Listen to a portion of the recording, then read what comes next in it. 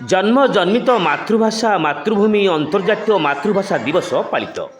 मातृभूमि मातृभाषार ममता जाहृदे जन्मी नाही ताकू जदि ज्ञानी गणरे गणिबा अज्ञान रहिबे नाही। पंचशोक जुगार कवि माने हेउछंती अच्युत अनंत जशवंत बलराम एवं जगन्नाथ। ओडिया भागवत परि अनेक ओडिया शास्त्र पोथी पुराण रचना करी ओडिया भाषा को 16 शताब्दी समृद्ध करथिले।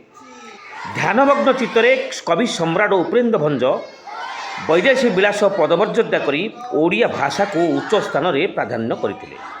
मातृभाषा हेउछि आमर पारंपरिक भाषा, जेपरिक समग्र सृष्टि रे मातृभूमि मातृभाषा मानव समाज पाई समुद्र अटे। उच्च हेबा पाई कर जेबे आशा, उच्च कर आगे निज मातृभाषा।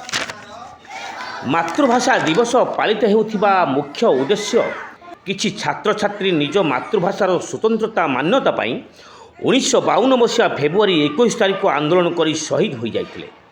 सेमानंको निष्ठा त्याग को सम्मान जनाई यूनेस्को 1999 मसीह अंतर्जातीय मातृभाषा दिवस भाव घोषणा करथिले। 2000 मसीहा ठारू प्रतिवर्ष फेब्रुआरी 21 तारिख को अंतर्जातीय मातृभाषा दिवस भाव पालन करा जाउछि। नयागढ़ जिला प्रमोद कुमार नायकों रिपोर्ट, आम खबर संस्कृति।